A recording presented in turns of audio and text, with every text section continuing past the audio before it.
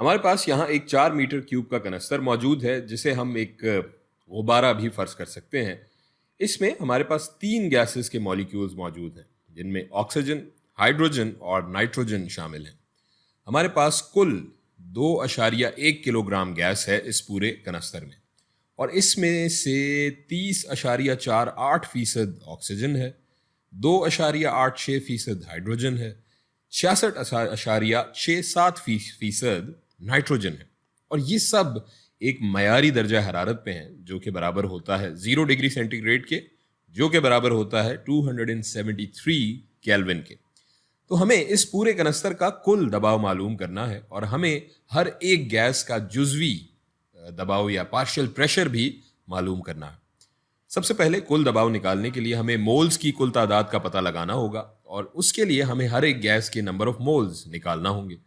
तो सबसे पहले नाइट्रोजन की बात कर लेते हैं। हम जानते हैं कि ये कुल 2.1 किलोग्राम गैस है जिसमें 66.67% नाइट्रोजन है। यानी इस 2.1 किलोग्राम में से इस तनासुब के एतबार से अगर हम कैलकुलेट करें तो 1400 ग्राम नाइट्रोजन होगी इसमें 2.1 किलोग्राम में।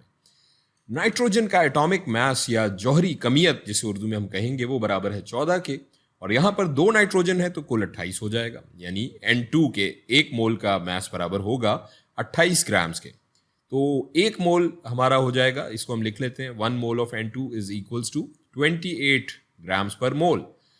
तो अब अगर हमारे पास 1400 ग्राम है तो इसे हम 28 ग्राम पर मोल से तकसीम कर लेंगे तो हमारे पास मोल्स की कुल तादाद आ जाएगी।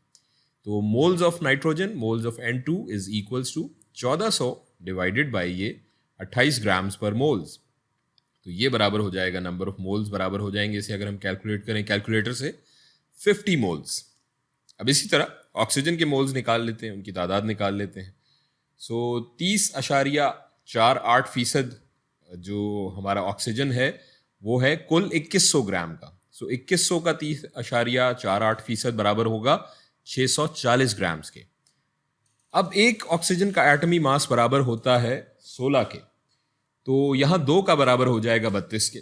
सो ऑक्सीजन के मोल्स की तादाद हम निकाल लेते हैं जो हो जाएगी 1 mole of O2 is equals to 32 grams per mole.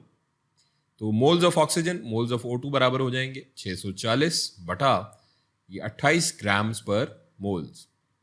तो number of moles of oxygen, moles of O2 बराबर हो जाएंगे 20 मोल्स के। इसी तरीके से हम हाइड्रोजन के मोल्स की तादाद हम निकाल लेते हैं। सो 2.86%, 2100 ग्राम का 2.86% बराबर होगा 60 ग्राम के।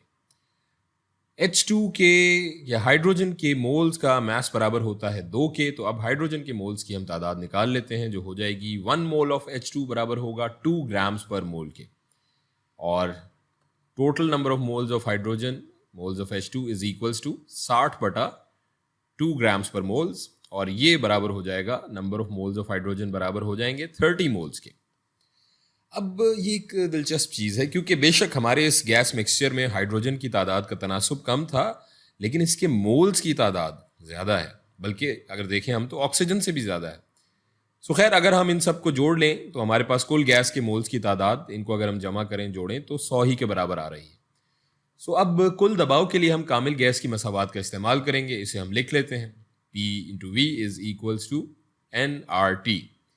इसमें अगर अब हम अपनी वैल्यूज प्लग इन कर लें तो P इंटू ये वॉल्यूम हमारा है 4 मीटर क्यूब दिया हुआ is equals to 100 into capital R into 273 kelvin. So अब हमारा जो R होगा वो बराबर हो जाएगा, हम जानते हैं ये कांस्टेंट है जिसकी वैल्यू होती है 8.3145 metre cube into pascal divided by moles into kelvin. तो ये हो जाएगा जनाब P into 4 metre cube is equals to 100 multiplied by 8.3145 multiplied by 273।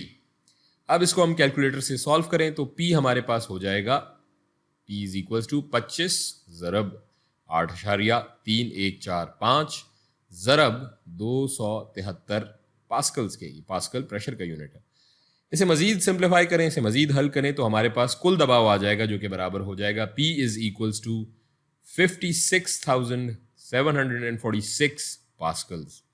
और इसे अगर हम ATM में तब्दील कर लें, एटमॉस्फेयर में तब्दील कर लें यूनिट को, तो ये हमारे पास जवाब आ जाएगा P is equals to 0.56 ATM atmosphere.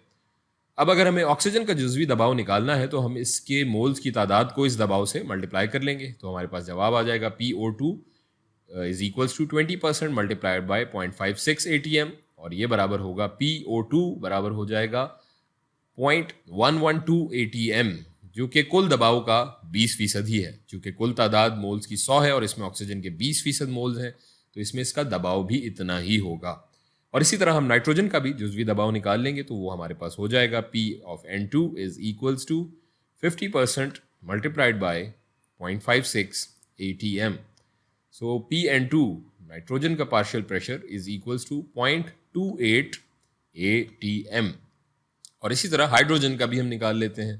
PH2 is equals to 30% multiplied by 0.56 ATM, और ये हो जाएगा PH2 is equals to 0.168 ATM।